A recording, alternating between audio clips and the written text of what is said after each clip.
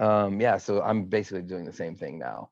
Like I'm painting my house, and just meeting up with the band afterwards, and we're gonna do the same shit. So Yeah, sure. nothing's changed in my life. Hey, what's up, Alex? Hey, how's it going? I'm doing well. How are you? Good. How are you doing? Where are you from? Where are you calling from?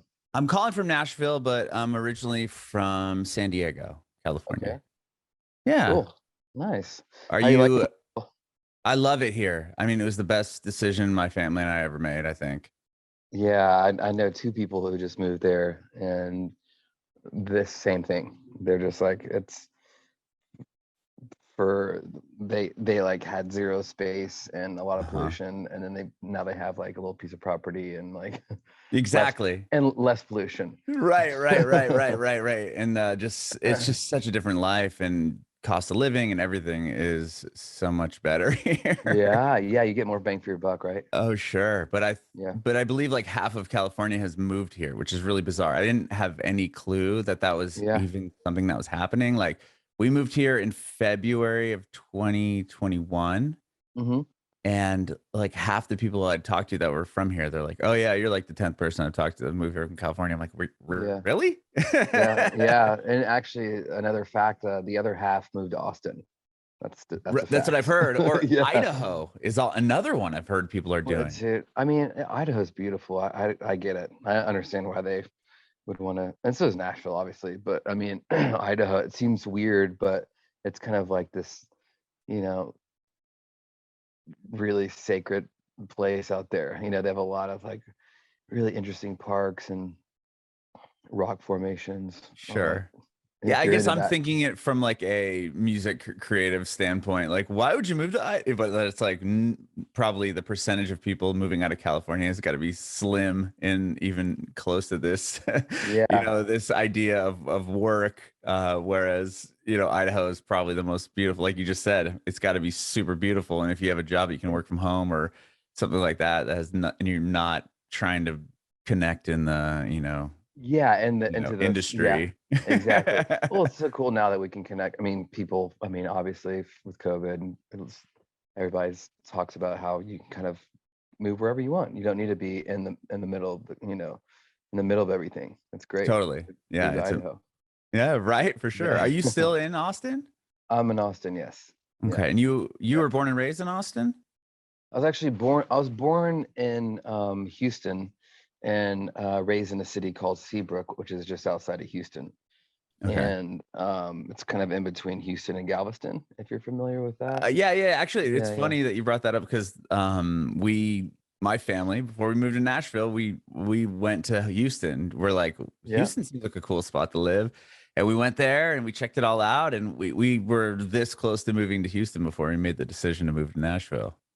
Yeah, I mean Houston's got an awesome art scene. I mean, Mhm. I don't know what we're supposed to be talking about on this podcast, Oh, but sorry. This is Houston, about you know, music. no, I didn't okay. even tell So you. check it. Yeah, so check it Your out. So, journey in but music, essentially, and yeah, we'll talk well, about your new record, and I want to it talk about the all festival that you have. cool. Well, awesome. Well, it all started in Houston, so I think we're on the right track. So, Cool. yeah, like Austin has a great music scene, right? But like, Mhm. it has a great art scene. But there are tons of galleries and Houston that we just don't have in Austin. Like in museums, and I don't know, it's just a big, really diverse place. It's Houston just is. such a cool, like, yeah, you can drive to Galveston, which isn't too far away, and Yeah, you're like kind yeah, of on this secluded little, it's almost like a little island that has a lot going on. And then you can go to like the Woodlands, which is beautiful, and they have a big venue up there, and it's just yeah, totally different vibe. It's such a big, diverse town, like you said.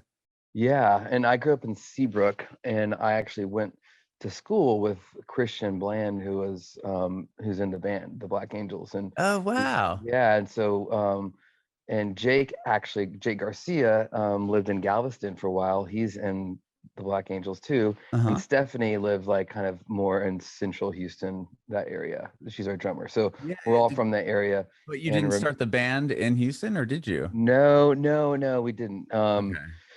No, we Christian and I met a long time ago, and we always, even back then, we had felt this like creative energy between us when we finally, like, fast forward like 10 years, we were both in college.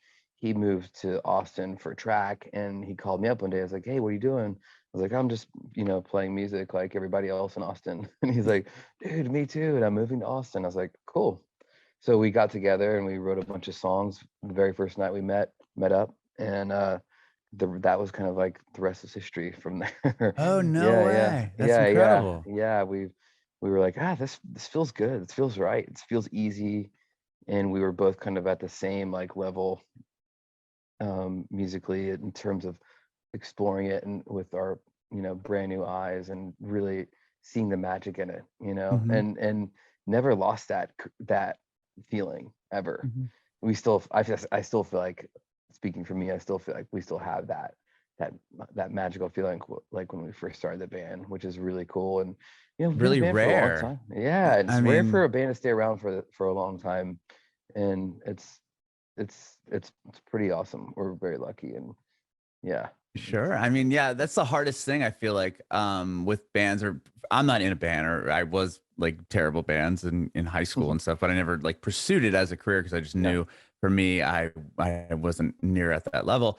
So I went through the radio route, and that's how this all came about. But anyway, um like I would always see bands and friends bands started. It was just trying to get a group of people together that actually had the will to just stick it through, and just that was it. We're gonna do this. And usually it would find one, maybe two people that was it. And then that's kind of I've noticed like the scene will maybe breed one band because it's the four or right, five people that really want to yeah, do it that will totally, create a band, and then that one, obviously goes on because yeah. those people just try nothing No, else. yeah, I think you're absolutely right. And like for whatever, like there was one thing that happened with us where we decided, well, we all moved in with each other, Hmm. as a band, and Oh wow.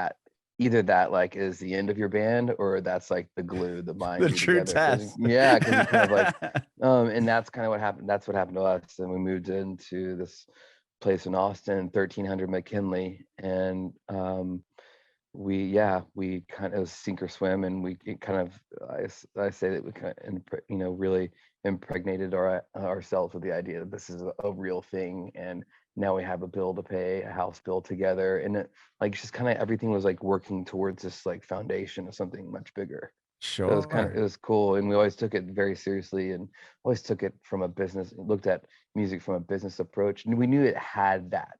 Not when we could separate them in our minds. Obviously, it's not like we're Mhm. thinking, "Oh, this sounds like, Right. you This can is gonna drive, be you can drive a car, yeah. you can drive a car to this one."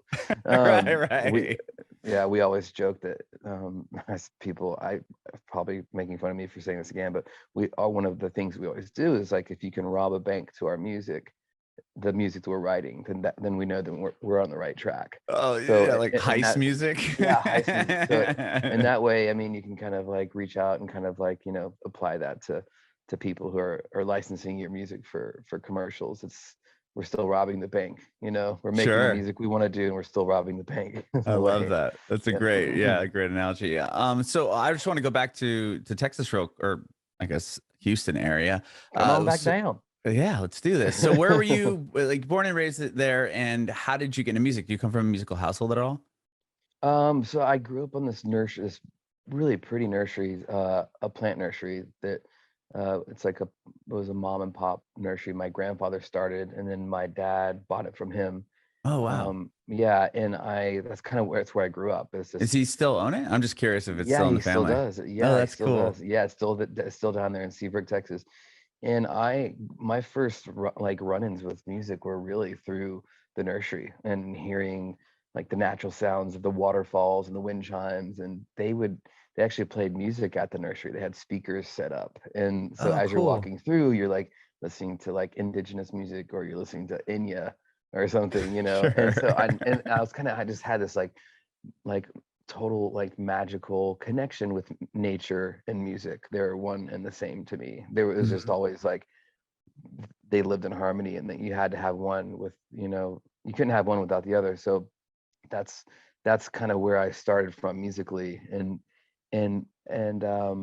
I feel like I've been able to retain that feeling, um, of nature and music, at least from the melodic standpoint. You know, when you Hmm. think of the Black Angels, you don't, you know, you have big fuzzy guitars, and you Sure. don't think of like nature probably, but Right. like, but you know, but melodically, it's always, you know, there has to be some kind of melodic thread in there that sounds harmonious, and and that's kind of something that I've always tried to do. At least I don't Hmm. know if I've done it or not, but if there's a big heavy guitar riff, there needs to be a pretty vocal with it, or something that's, you know, um, keeps the balance, Sure. more Have or you less. always wrote songs like that? Like even through, I mean, maybe were you in a band or anything growing Yeah, up? Like I aside mean, from obviously Black Angels?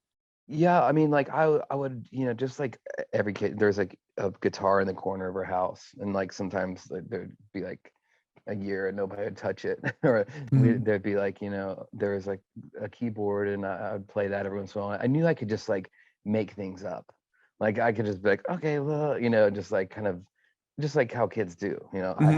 I have a 4-year-old, and he's downstairs right now just making songs up, right? So Oh, that's like cool. That's yeah, really and cool. I have a yeah, 6-year-old and I've pushed him onto the drums. yeah, you push him on the drum. Yeah, I'm kind of afraid to push Luca onto anything. Well, I guess I So don't mean no, pushed no, him no, onto it no. in the sense I that know, like I I'm know like, what you mean. you're gonna play this for 15 minutes a day. Like it's just No, I'm not. I totally, I know what you mean. But I'm totally afraid that he's just gonna like, you know, run far away from music. So I've been like super careful. yeah. But right now he's down there. I'm forcing him to do piano right now downstairs. No, I'm just kidding. Okay, there you go. I'm joking. So yeah, I that childlike approach for me, it never left, and I was kind of always just like, oh, I can do this.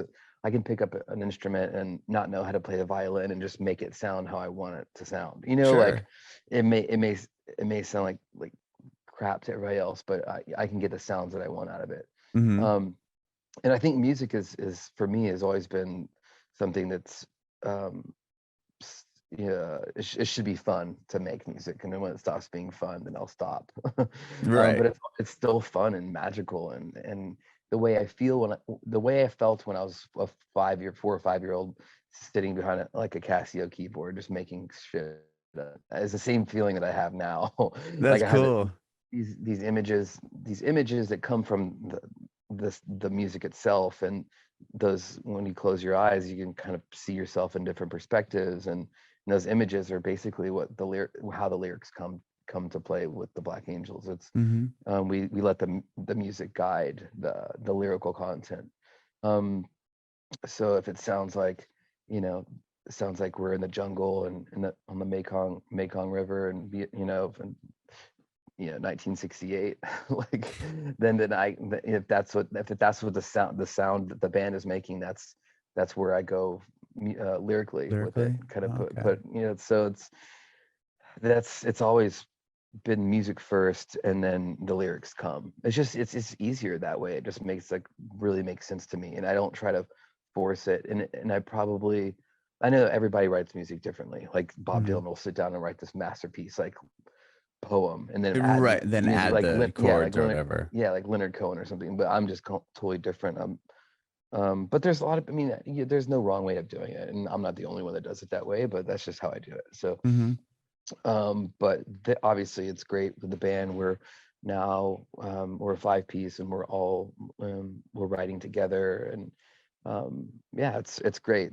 Yeah, that we have a new album out called The Wilderness of Mirrors, Yeah, and I want to talk to you yeah, about that because I did see that it's the first time in what, like a decade that you recorded in Austin too, right? it's been a long time. Yeah, I think it's been like 10 years. Yeah, we wanted to go back to kind of like our beginnings. We wanted to Sure. kind of self-produce the record. We co-produced it with a friend of ours, Brett Orson, and um, we, you know, the first 2 records we self-produced as well, and I really, you know, the whole band, we wanted to get back to that point Sure. of we worked with amazing producers, Phil Hmm. Eck, John Congleton, Dave Sardy, these people who are, you know, Dave Sardy worked on like the last Johnny Cash record, Wow. and so, you know, we've learned a lot from those people. It's kind of like all these senseis that we learned from, and then now we're going off onto the mountaintop ourselves to see if we can survive That's or awesome. whatever. So Yeah, that's yeah, kind of no, for you know, sure. So, and I don't know, who knows? We might can do this again next time, or we might work with a producer again. But both experiences are equally as amazing. This time with COVID and the pandemic, we had a ton of time. We had nothing but time to go in there and play these songs, deconstruct them, rip them apart, and do that over and over and over and over until we had this record, this album of music. And we started with, I want to say like 30 or 40 songs, just like how bands do. And wow, you bring them in, and we really wanted, we had 21 or 22 songs that we couldn't part with. We're like, there's no way we can release, first of all, like if we release like a 9-song record after 4 years or 5 years during the pandemic, people are gonna be like, dude, these guys are so lazy. It's like, I mean, we're, bands are already, which is the total opposite of what most, I mean, in this current like musical climate or whatever, like people are just going like, okay, we're gonna put one song out, we're gonna let it breathe for 5 months, and then we're gonna put it out. And you're like, if we put out 6, 9 songs, that's gonna look like we're a lazy band. Dude, it's gonna be terrible. So like, yeah, it came down to like 21 songs or something, and we all kind of like vote. The label. We went back and forth between the label, and the label's like, man, we just can't. We wanted to put that like that double vinyl, like a double out, yeah, like a 4 vinyl release, something insane. So the label's like, I don't know, I think it's a bad idea, and it's probably good to save some of those songs and release them later. Like, I mean, right? That's what like a business mind would tell you. So that's why we have a label to kind of keep us like grounded. Yeah, I was gonna say check a little bit. Keep us in check. So yeah, this album is 15 songs, which is a lot. It's still going to be a double LP just because of the length of some of the songs. But yeah, I mean, it was hard to whittle the songs down. We actually had, which we never do.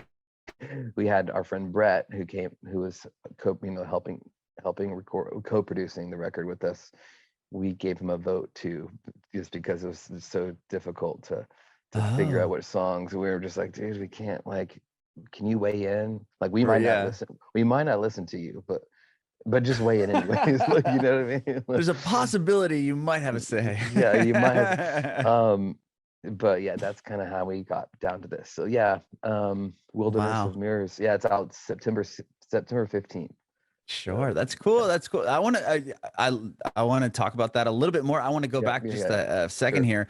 So did you start off on that Casio keyboard? You said 5, you're banging around on a keyboard. Is that where you began your music? Like, is that the first instrument you started playing? It's so hard to remember. Like, I have 2 older sisters. I know there's like a harmonica floating around the house and a flute. Like, I want to say like the first thing that I ever picked up was like a recorder, because that's like what you pick up. I think they make you play it like in 1st grade or something. But you sounds like you're even earlier. Yeah, they force you to do that. So like, either like my dad had like an actual like indigenous flute that I picked up and blew into, or I found like a plastic one. So it's like a really cool one or like a not cool one. So I can't exactly remember, but does he play music? It sounds like he had a lot of instruments laying around. I mean, it sounds like it did, but it was just kind of like they were there. My mom was a really good a really good piano player. She never plays. She doesn't play a lot, but she does play. But I took one or 2 piano lessons when I was younger, and man, I just like didn't like having somebody tell me like how to play, what the correct way to do it, and it just ruined it for me. I like didn't want to play at all. I wanted to find, just like spirituality, you have to find it yourself. Sure. Like, you can't just be like, okay, I adopt what you're preaching to me. It's like, that just doesn't work. Like, so I had to find, like, disbelieve in music and find it on my own. And now it's like, it truly is like my spirituality is so embedded in music. But yeah, taking lessons at an early age didn't do it for me. It actually made me run away from it. I'm not sure if it was the smell of the house I was in, or The teacher that's making you sit up straight and the play 80s like the 80 the correctly. 80s the 89-year-old lady or woman or man who was teaching me how to play, the smell of that situation. I don't know why I Sure. keep talking about the smell. No, It's but that's like, funny. I have an older son too, and we put him in lessons. My wife's parents were like, "We really need to learn piano," so they kind of pushed him towards it, yeah, and that was the reason why he stopped. Was exactly what you're describing. It was like this yeah, gross house and blah blah yeah, blah, and it yeah, smelled weird, and yeah. I don't know. It's like, yeah, it's it's so yeah, funny. but it's true. I mean, it's kind of like, okay, well, so, but I always kind of kept that in the back of my head, and kept that in my pocket. Like, oh, that's something that I like to do. I like to Mhm. create. I like to draw. I like to, and being from Houston, we were exposed to a lot of hip hop and rap, and I don't know if you've heard of Swisher House Records. They did a lot of like, they slowed down music, and they called it, they would screw it. They would slow it down. And this guy named DJ Screw was like taking music and he was slowing it down and then freestyling over the Oh, music. I Yeah, the it's name sounds really, familiar, but I'm not dude, hip check it to out. it Yeah, at so all. it's super weird. And like, so they were like drinking like lean and like slowing songs down and then like just freestyling on top of them. That's It's just crazy. crazy thing. So anyways, being exposed to all kinds of music in Houston, from like, you know we had an awesome oldie station, and then we had like weird shit like DJ Screw, and then we had you know rock and roll and hip hop and everything else. At some point, like, I was at a party, and people, these me and a bunch of friends were like freestyling over like some kind of track. I don't know. I was probably, I don't know, I was probably like 15 or 16, and these two dudes were there, Jake Wharton and Alan Houston, and they like heard me like freestyling or something. And then like when we were in college, and then like fast forward like 5 years later, we were in college. We were both at the same college, and I get a call from this guy, Jake, and he's like, "Hey man, I remember hearing you freestyling at one time, like in high school, and you're just like making stuff up, like, because that was always a part of something I could do, like make up things, right? Like just make Okay. up a sound.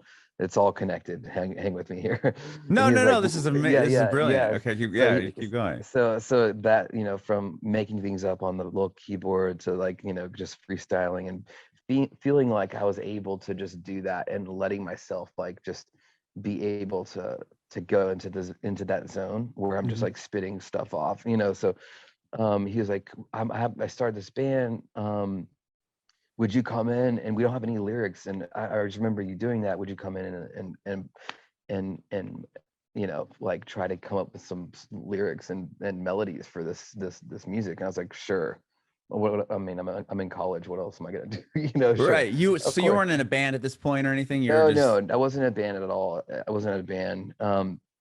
And so I showed up, and these guys had these like acoustic guitars, and they just started playing this music, and I'm just, close my eyes and go back to that point where I was a little kid, at 5, being able to just create, and allowing myself to just kind of like just start freestyling, not like hip hop style, but Mhm. just spitting, whatever came to me melodically, off the top of my head, onto the music that they were playing. And that kind of, we formed a band that day.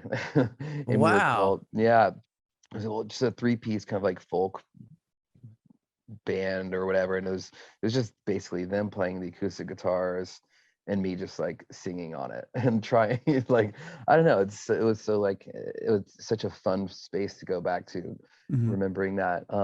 So that was kind of like the first like project, really the first musical project that I ever was in.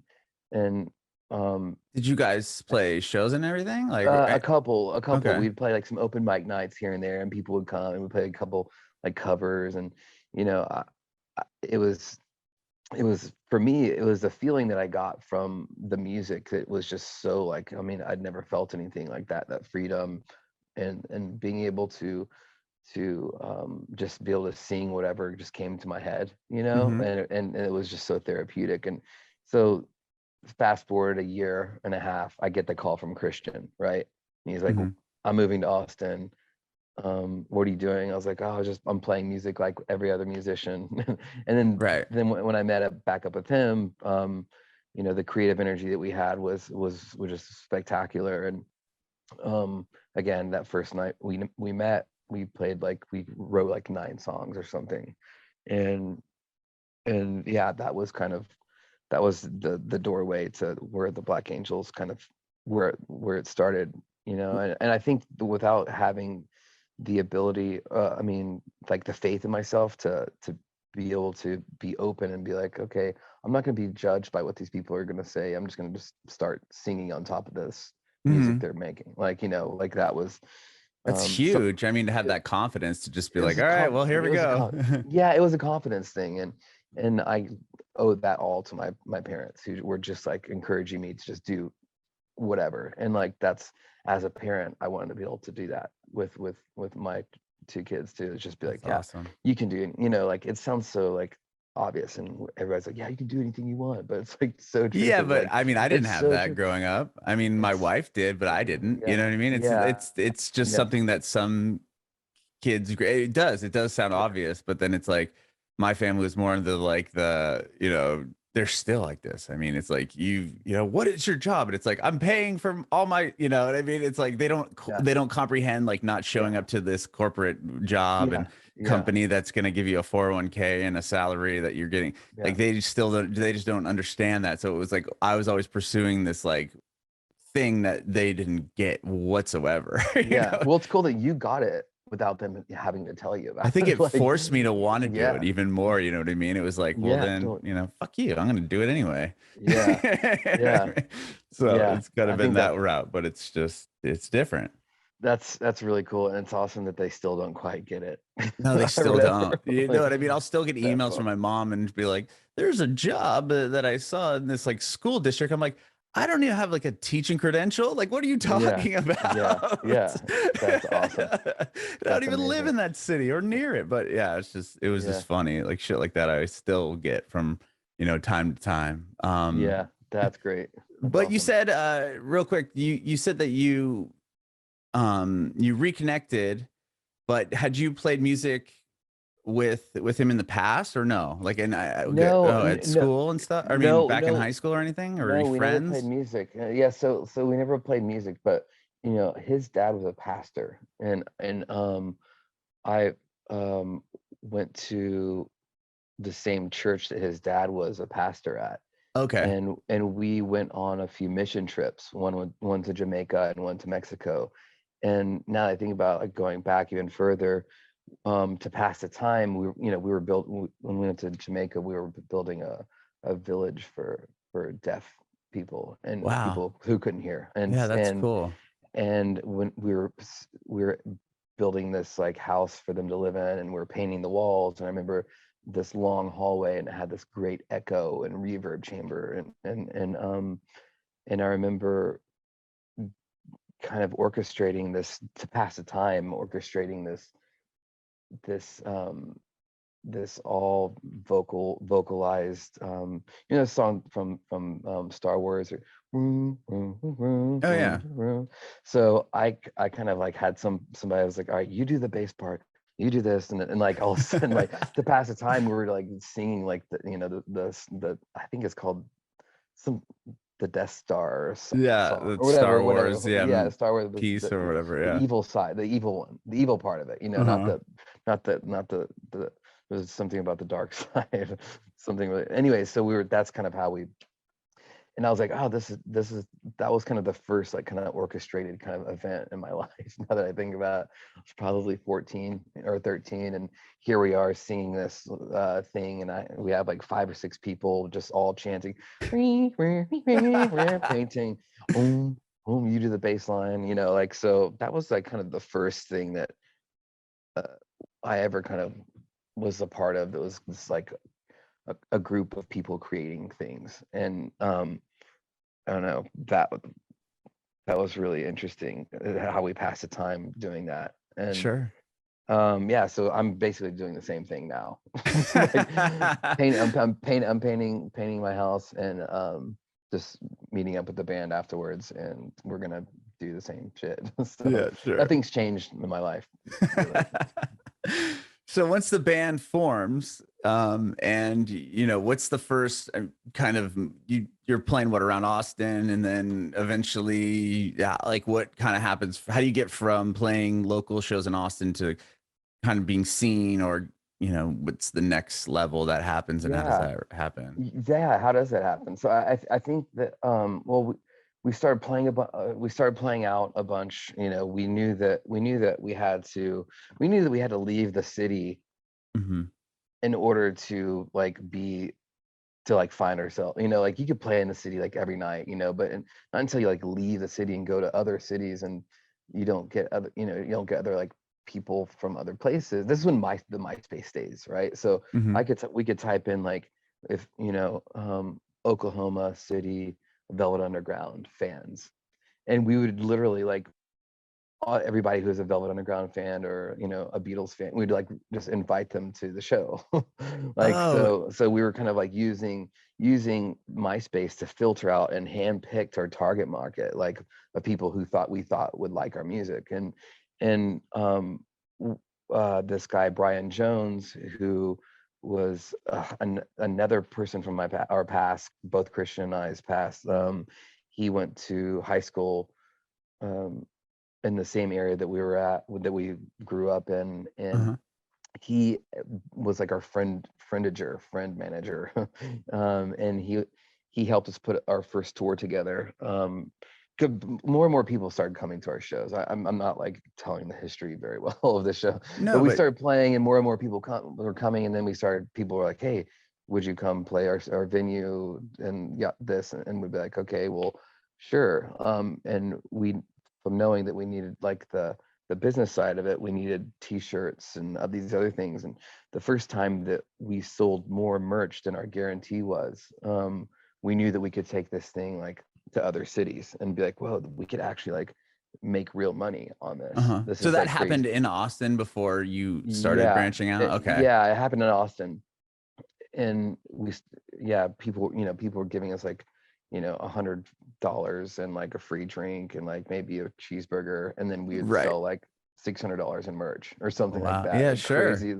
And then we're like, oh shit, maybe we could take this on the road. So our friend who was managing us at the time, Brian Jones, he helped us book our first tour. We went all the way up to Seattle and back down, and it was just this brutal van tour. But we were just young and hungry and didn't know anything else. We were just like, you know, we were still in our 20s, lots of energy, and could like sleep on people's floors in the freezing cold or whatever, and just didn't care at all. Hmm.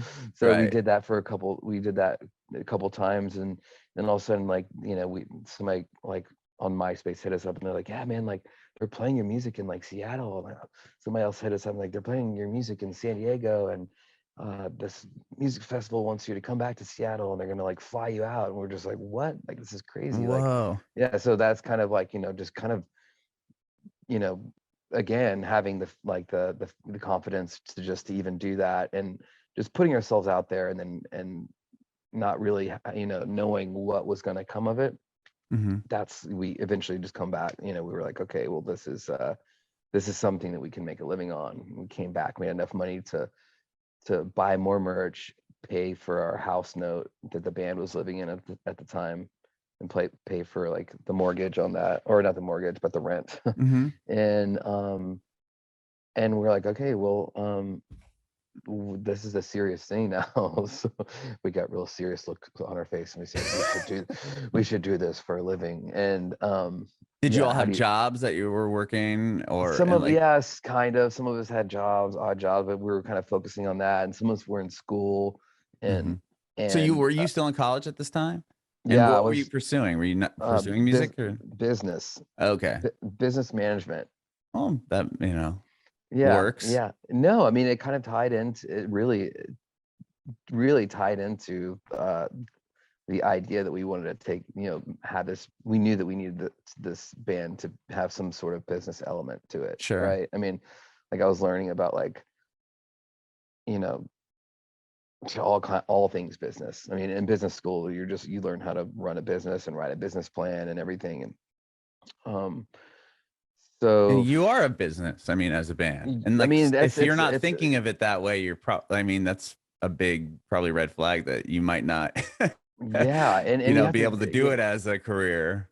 dude, exactly. And like you really do need to be able to separate your mind from the business mind to the creative and be able to jump back and forth between the two. Because like a lot of people are like, oh man, it's so gross, you know, we're not a business, we're not gonna, you know, it's like, well, I mean, you kind of have to if you want to keep doing this, Mhm. and if you because it feels if because you love it so much, then you need to treat it like a business. So Right. that's what I tell like a lot of young people who are like, you know, just think the business part is gross, or they can't coexist, because they can, and they should, if you want it to be, you know, to be something that's like fruitful for Yeah, if you want to be able to yeah, actually live and eat and survive, and you yeah, know, it's that's just like the reality of it, right? I mean, unless you're yeah, like some trust fund kid that can just right, sit back and I don't have to, you know, I don't have to focus on anything other than the music because I yeah, know everything's going to be paid for me right, anyway. exactly, So, yeah, wow. yeah. So that kind of like brings us to, I don't know where we were in the conversation, but that's kind of like the, You guys actually deciding like you could do all the this, side. like, yeah, yeah, Yeah, it's this like could be something we could do. So this is it. we were screen printing T-shirts and screen printing um, CD covers, and you know, this is back when people will still listen to CDs, and we'd take all this shit on the road. We'd come back and we'd have money to live off of, and then we'd do it again and just Mhm. wash and repeat, and then we put a record out, Passover, Mhm. and we made this record, and it was our first record, and it's basically a collection of all everything from the time that we were born, you know, essentially, because nobody in the band had put a record out, or yeah, nobody in the band had put a record out yet. So it's everything that you learned from when you were born till that point.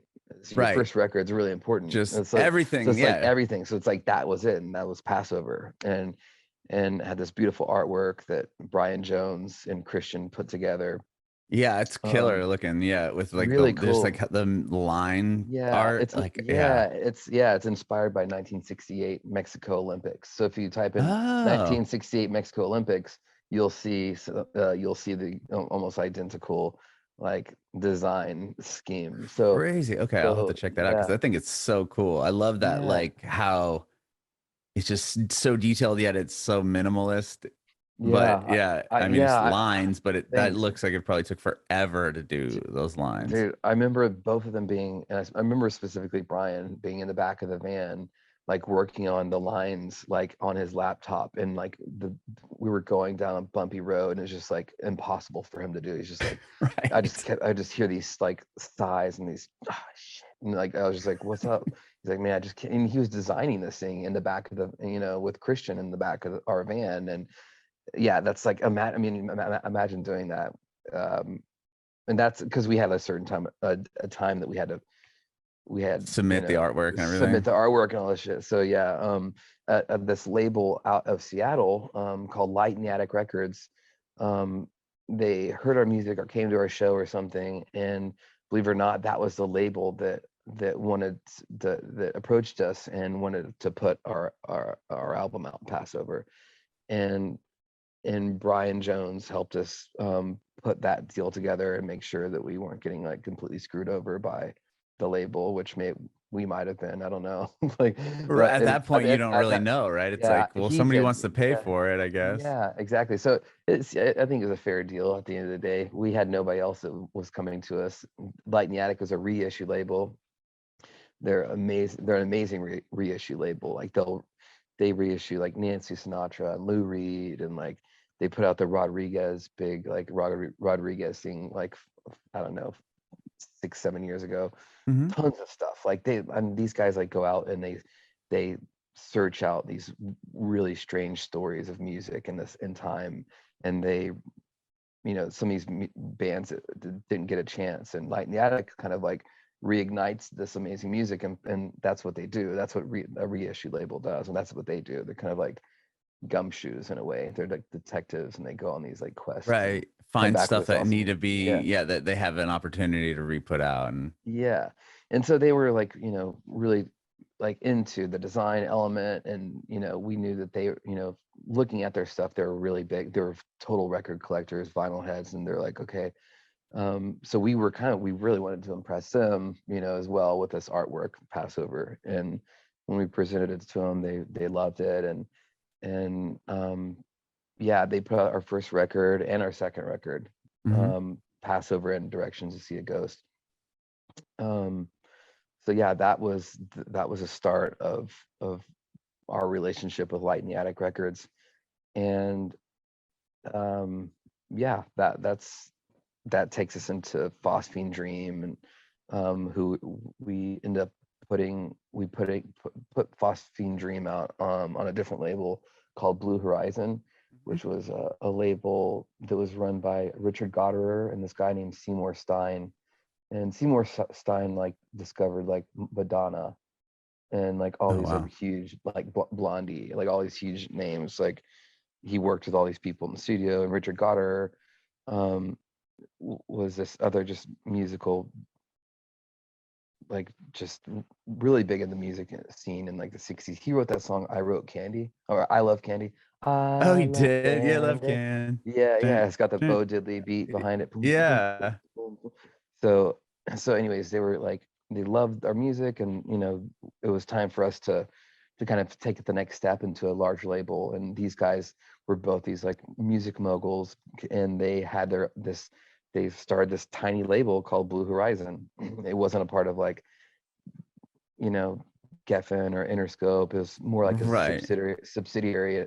So for us, it still felt like a Light in the Attic. It still felt like, you know, we could call these people and be like, hey, what's going on? You know, it's not like if you're on a major label, you sometimes don't even have access to call anybody to get anybody. Right, you're just a name on there. They're focusing on their Billie Eilishes or whoever, you know what I mean? Yeah, they should be, because those people are making millions and billions of dollars. So, sure. So anyways, so we kind of always stayed on smallish labels, whether by choice or by happenstance. So we released that Phosphine Dream. Which did, I mean, not the first two records didn't do well. That one really, you know, it charted and everything, right? I mean, it started doing, that one was kind of like the biggest thing at the time, at that point, to that point, right? Yeah, I feel like at that point, like, yeah, there were songs on there, and that was the first time that we worked with a producer. So there you go. It's like, you know, it's like that does work. You know, here we are in Austin, just self-producing our own music and just making stuff. We had a song that was like 18 minutes long, something that's like insane. It took up like 2 sides of an album, a record, and we're just doing just kind of like not really like, you know, stuff that you wouldn't hear on the radio, really. Right. Yeah, but you weren't aiming for that. It was just, you're just writing what you wanted to do. We didn't know what we're doing. We still don't, really. You know, like we don't. And so, but now we have like these like certain parameters that we, you know, from working with these producers, we're like, okay, well, guys, we can't have a 25-minute song on the radio, so we got to cut this down to like, you know, 3 minutes. So, you know, right, or whatever. Or what's the point of the song? You know, the song makes sense to us guys, but it's got to make sense to other people also. Like, right, it might be intimidating for somebody to look and be like, oh, well, this one's way too long for me to digest. Oh, I mean, yeah, exactly. Or like even like a 3-minute song that only we understand, and because half of the stuff that we're singing is gibberish, and it kind of, and so working with producers really focused our energy to have other people understand our music other than ourselves. You know what I mean? It's like, sure. It's like it was like going to songwriting school or something. And we came out of it, you know, I don't think we came out of it like, oh, now we're writing like commercial hits. That never happened to us. Like we were too stubborn, and we came out of it with what we wanted. We took away what we wanted to take away from those experiences. And you're able to still put out an amazing record that is commercially received, right? And it's not like you were going for it. That's the goal. And you've done that the past, you know, 3 records in a row. Well, thank you, man. That is the goal, is to stay true to ourselves, keep our DNA, not be mutated too much, but also we want to evolve as musicians. So when you hear this new record, I don't know if you've heard it, but when you hear the new record, you're gonna be like, oh shit, like they really went into some different places. And I don't know, I love it when bands do that. Like when Radiohead put out Kid A and Amnesiac. Right. I remember reading an article about Tom York, and he said something about like, yeah, I don't want I don't even want you to think Radiohead, or I don't even want you to know who this is whenever we release it.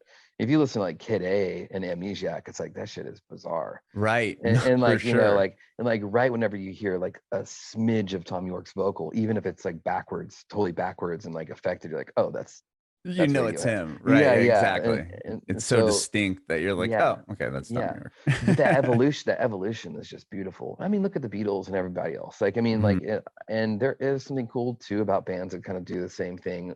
But I think pushing ourselves to really evolve and change, we can't afford to put out the same record twice. Like, people are doing too much bizarre, Right. wonky And I shit, feel you like know? the bands that are doing that, yeah, there are bands that are putting out the same record a bunch of times and people are their shows are still, selling it. But I think it stays in the nostalgia of the first whatever records that said band put out. The Yeah, people are still coming to the show to hear those early songs, sure, sure, not sure. attaching to the new maybe the single that hits the radio for whatever record that they put out.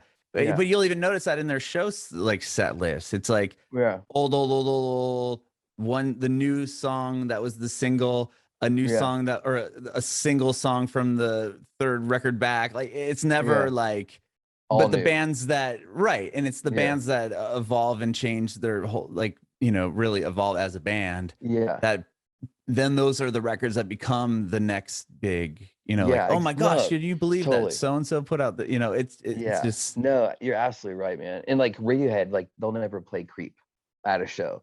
right. They just I never, think they they've played it never, live like twice and they're yeah. ever, I And think. I think that's super cool. And I think that's awesome. That's like their biggest hit, and they only play it like 2 times ever. It's Yeah. so I'm always like and like writing a set list is one of the hardest things to do, because you have like 5 or 6 hours of material. Yes, you want to like please the people that are coming to hear your songs off the first record, but you're also like really believe in the new stuff. So you want to play all the new stuff, but then you're And like, those are wait, all your favorite songs, the new ones, yeah, because you're like, oh, yeah, these, you'd been playing Passover for the, yeah. 15 years or whatever. Right, exactly. So it's I mean, so for us it's difficult to make a set list, and we have to get away from those songs. And so it's been a challenge. Like that's what we like argue the most about, is like what's going to be on the set list. I kind of always want to put just like brand new stuff out. All right, I want to play like stuff no one's heard. Right. But that might not even. I mean, I don't know. Is that even a good idea? I don't even know. But we come to an agreement, and then we're friends again by the time we go on stage, and then we Sure. and then we do it again the next night. So yeah, a lot of being in a band is about like basic psychology of how to communicate and be friends, and not let things get buried too long, and believe in each other, motivate each other. I mean, there's a lot of that goes into having a band, and it's like you're married to 5 other people, Right. and then and, Hmm. and then we have our manager, and then a booking agent, and we've been married to those people for the same amount of time. So it's kind of bizarre to think that we are still a band now that I think about it. I don't know how that Like I said happened. earlier, I mean, not many, that's the reason why not many bands stay around or people get out of their local scene, is because it's hard to find a group of people that all work well together and that are all willing to just give up everything to make it Dude, happen. And it's crazy. It's actually like not a good idea. It's not at all. Yeah, and like I think going into the next part of this conversation is like we realize it's okay, this has to be a business, has to be viable. We have to have a full, like a 360 view of the music business. And so we have to put out tapes still, Mhm. still put tapes out for those 20 people that have tape decks. They're like, man, the nerds. They're like, dude, Oh yeah, did you tapes see the made a tape? big See the tape? comeback about 5 years ago. Yeah. And the people are like, man, I got the record. And the dudes are like, do you have a record player? He's like, no, bro, but I got the record, man. I got it. And he's like, so it's about just having something kind of for everybody. So yeah, Sure. like a grinder or something, Right. Yeah. No, like the merch coming out nowadays is it's like all pretty over the place. So amazing. yeah, Do you yeah. know the band Rare Americans? They're from Canada.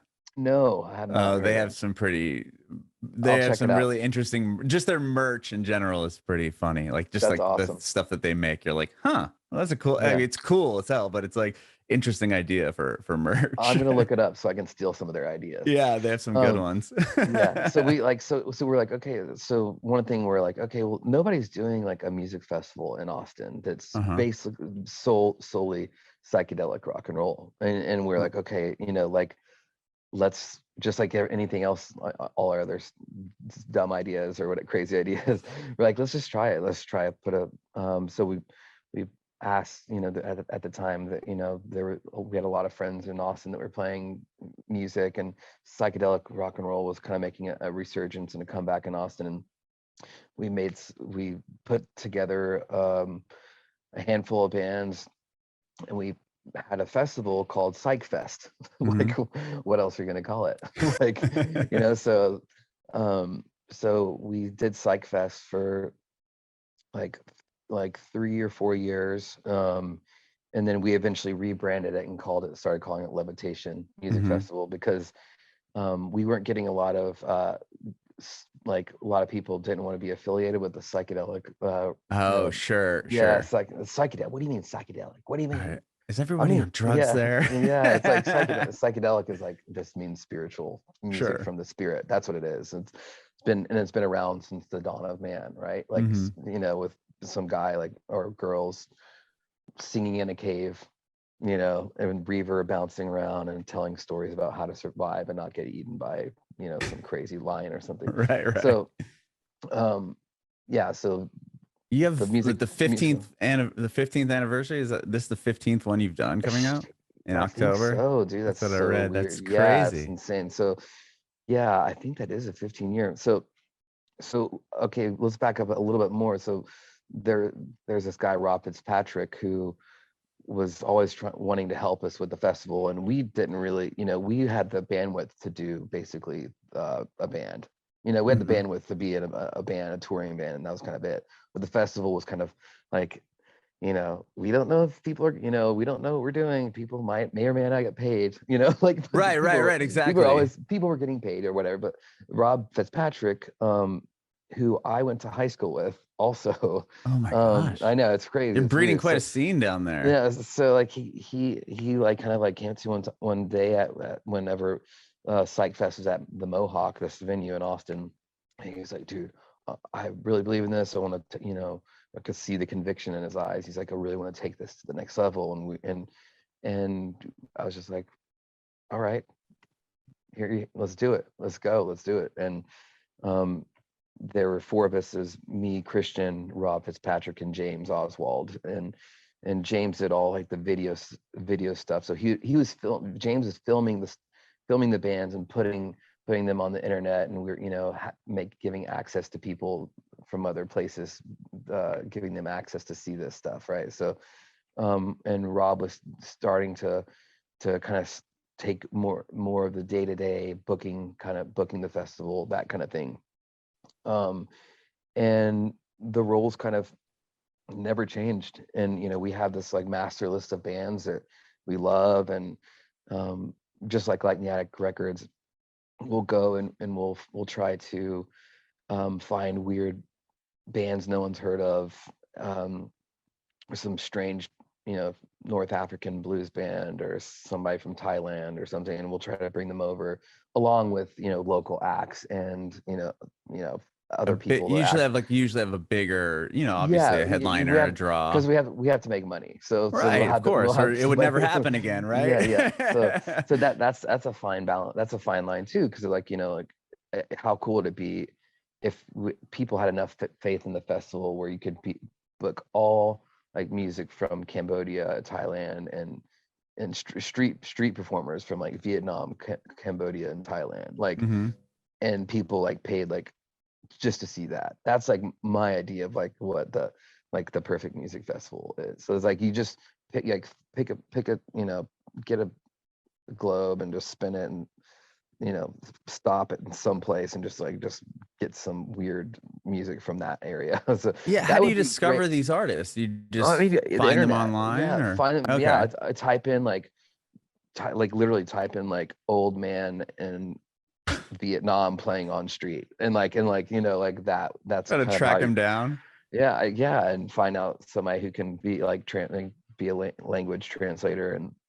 And sometimes it happens, and sometimes, you know, you get these really cool bands and or these cool performers or acts or artists, whatever, and then you mix that with like, you know, more doomy, like heavier stuff, and then, you know, it's just such a now with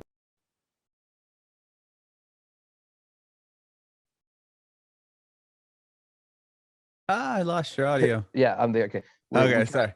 sorry, calling it Psych Fest, we were kind of pigeonholing ourselves into this one particular category, which we felt was not very conducive to having something that was going to be successful, right? So we changed it to Levitation, and now we can book, you know, Wu-Tang if we want to, and we can I was also gonna say, book did like, you book Wu-Tang? no, I mean, we no, like, so we've been trying, so we could book like, you know, book like Portishead, Massive Right. Attack, Wu-Tang, you know, all these bands that, you know, whatever, you know, Willie Nelson if we wanted to, if we had the money.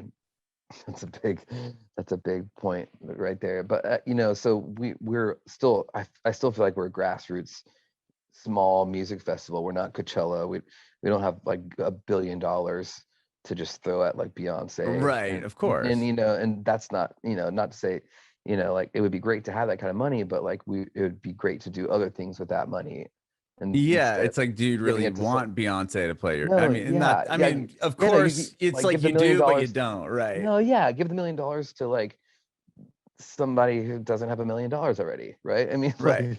like Right. it's like instead of somebody who has like $1 billion. So yeah, no, yeah, so as great as it would be to have like this big outside partner or whatever, you know, maybe one day we'll do that, but we want to have it still feel like a, like just want it to feel safe and like focused on the music, really, you know. And saying safe sounds so stupid. It's like No, but safe, like it's like a not cool. like still in our control. You know, we don't want to Right. get, oh, Right. there goes, and like all of a sudden Doritos is like here, and like you know, Doritos, and like, you Well, know, you saw that happen with Coachella. I mean, if you dude, look at totally, those yeah, early, I mean, I remember going because I was from San Diego, and I'd go and we'd see the lineups. And like in 2002, my buddy was like one of the, you know, early adopters of internet and finding bands, and he's like, dude, there's this band called the Killers, and they're playing, and I really want to see them. And they were the first band in the lineup, and like they yeah, played at noon, and then but they were yeah, like one day you could get a pass. Like it wasn't hmm, this whole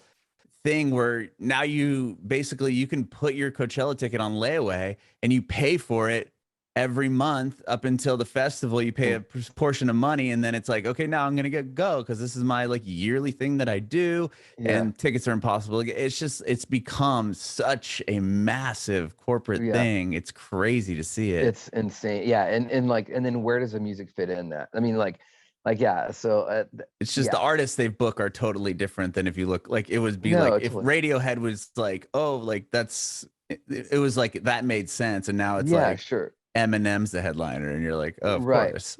right, yeah.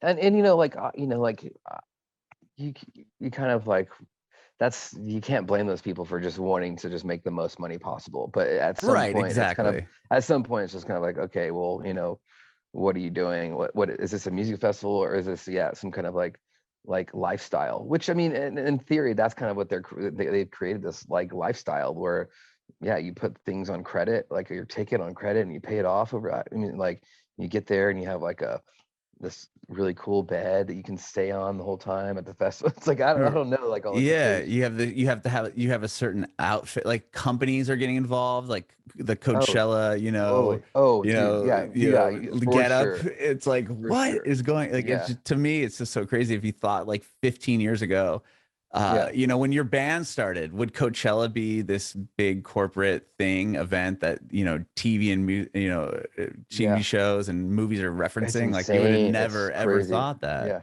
it's crazy. I mean, but again, it is like inevitable. Something's going to rise to the top, and something's going to dominate every category of life, right? So Right, they're kind of right. like, so, yeah. So Levitation, going back to our tiny boutique But it's festival, not time. Well, yeah, it's but I more mean, it's, boutique. I you like know, that yeah, word yeah, because that makes yeah, more sense. Because it's not yeah, small. I mean, Tame Impala's, but I mean, this year you have King Gizzard and Murlocs, like two. I mean, it's a kind of a incestuous band situation, but like to get both of them to play is insane. Yeah, and going back to like, you know, why we started the festival is like we want, you know, some of like we have this master list of our favorite bands, and the whole point of this festival was to bring our favorite bands to Austin and selfishly just throw a party for ourselves so we could see them, you know, like I so it's like like that. Yeah. so it's like so you know the Jesus and Mary chain are playing Yeah, I did see that. it's like what, like, you know, like, so I mean it's like some of these bands it's just like, okay, what's your dream lineup, and you kind of like you just go after, you just annoy the hell out of these people until they say, you know, fuck off, or okay, finally we'll play your festival. And that's kind of like, well, you know, that's kind of what Rob's job is to Yeah, I mean, you have off. I'm just looking at this year's lineup. It's crazy. Off. OCs are rad. Let's see who else you have here. I'm just like these are. Oh, King Gizzard. I'm just going off of the lineup thing I'm looking at. Like the bands that you've booked is so rad. cool, man, thanks. And like, you know, like Psychedelic Porn Crumpets. They're playing. yeah, there's like a lot of Australian bands, and it's like Yeah. I think like whenever you want to also have like the bands nobody's heard of, you know, like also, so that's you know, if there's like a scope of what you want like a legacy act, you know, you know, one year we booked Brian Wilson, you know, one year we booked like Wow. we actually kind of put the 13th floor elevators back together and had Oh them yeah, I did play. read that. That's Yeah. crazy. And then and but you want to have bands that like that nobody knows, so it's like they get a chance, you know, like um local bands or just some band that you just found on the internet somewhere. And so, or somebody that's like hit you up like 6 years in a row, like, dude, can I play, you know, and it's like we're doing the same thing to big bands, so it's like other bands hitting us up year after year. Is it's like that's just what you have to do. You have to just kind of be persistent, and eventually, you know, things will fall into place or not, and your festival Yeah. dies. Do you guys play it every year? We do. Yeah, Okay. that's one of the if that's one of the lucky things for us is we're able to play it every year. Well, I We didn't know kind if it of would become too much like organizing and then it's like, okay, no, well, you we gotta, know, yeah, like day yeah, of no, I type mean stuff. we have lots of people now that are organizing the festival. So, you know, so it's, you know, it's again, we only have so much bandwidth and as band members. And so, you know, there, you know, there are people that are running the festival, and they do a really good job of it. So it's we're not like having, it's not like, you know, 6 7 years ago or whatever, when we're just like, you know, showing up, you know, clean. I'm going out making sure the porta potties are clean, and then like, you know, Right, right. counting merch and getting the volunteers organized, and like making sure that it's not going to storm and rain and have something get canceled on, you know. So we're able to kind of now, after 15 years, sit back and not have to worry about those things that we had to worry about a long time ago. Which just feels good. It feels like, you know, the hard work that we put in or whatever, the ideas and our our our you know, work is starting to pay off, you know, like Mhm. you have all these irons in the fire, and you know, maybe one becomes successful. You know, we started this festival and we're playing music, and we're, you know, I'm in this band called the Black Angels, but you know, what if like what really becomes popular is like we sell some weird thing, like some weird merch trinket that goes on a charm that like 16-year-olds like buy like crazy, and like Mhm. that's actually what makes us rich, you know, like, or something. Like, you know Right. how people start off like doing something, and then like and then they realize it's like they've done something else. It's really like the cash cow of the operation or whatever, and Right, has right, nothing to right. do with has nothing to do with music at all. I can kind of see that happening with us. Like we do something that catches on in some way. But you know what, the reality of what we're doing is we're so lucky that people even give a shit about our music in the festival, and really thankful for all the people who are who supported us over the years. And you know, it's without this, I look at this, look at Levitation as being really like a festival for the, for, you know, a people's festival. We asked Mm-hmm. the audience, like, we asked our fans, like, who do you want to play? We take polls. So it's not, it is selfishly like our music festival that we want to have our own band, our favorite bands come and see, but this is, now we ask people too what they want to hear, and that doesn't mean we have to have Beyonce if everybody wants Beyonce. Right, We but can. it's cool that people can, like, you are actively asking and people can reach out to you. I mean, how would you Yeah, ever, you could never reach out to whoever's booking Coachella and be like, yo, that'd be cool if you yeah, booked, yeah, whatever, Vampire Weekend again. It's like yeah, it's yeah, just yeah, impossible to even get, like, you would never ever have any voice at all. It's like with this, yeah. I feel No, like people no, can voice what they want. no, for sure, and that is important to us. And um so yeah, that's in October. Hmm. It was raining. It always rained whenever we're trying to have our festival. We originally Oh. we were always having it like after South by Southwest Hmm. in April, but in Texas, April showers bring May flowers. So Okay. in April it always rains. So we were just like dodging, the rain, and if it rains a bunch at your festival, nobody comes. And so one year we actually got rained out, and our Oh. the property that we're renting flooded, and it was really scary. We lost like a ton of money, and the festival, we almost like had to, file for Yeah. bankruptcy. I and mean, it happens. I mean, that happened to yeah, Bonnaroo a couple of years yeah. ago. So it was either file for bankruptcy, to pay, and or not, and not pay all these vendors, and all these vendors were our friends. Uh-huh. All like people who like came and brought hot dogs to sell, or some like vintage clothes person, like. So Sure. instead we just kind of like put our head down and dug our way out of that hole, and that happened over like 3 or 4 or 5 years, and we're finally out of that situation. That's good. Which is, that was really scary. Um, being in a 6-figure hole is a scary Right. Yeah, no, for thing. sure. Yeah. And you guys are doing a huge tour to support the record as well. And Yeah, coming up yeah, beginning of October, or starts in yep, the end of September. yeah. We're doing an East Coast tour, if you want to call it that. We're going to the East. Yeah, you're playing here in um, Nashville, which I saw. yeah, we're playing Brooklyn Bowl.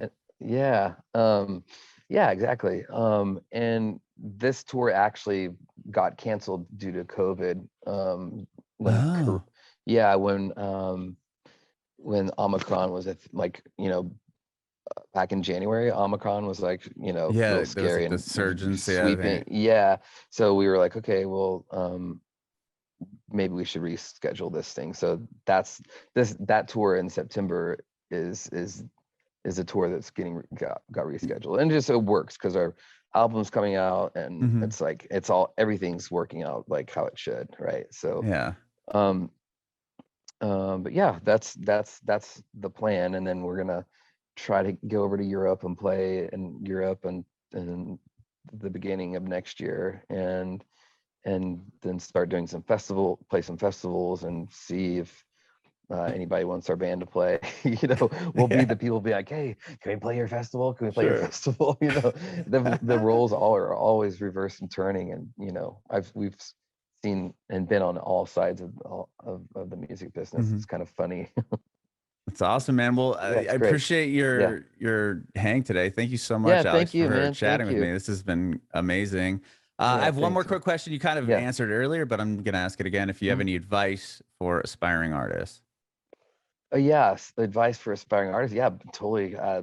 I would say, as cliche as it sounds, you have to truly believe that you're able to make a living on it, and believe that you're in some part of your soul. You have to believe that you're the best at what you do, and Sure. and and whether that's true or not, it doesn't really matter. As long as you think that, then it can make or break you when you're in a situation where your van's broken down on the side of the road, or you don't have enough money to pay your rent, and that's like, what are you going to do? And in some part of you has to really believe that you're the best at what you're doing, and you're breaking ground and breaking new ground.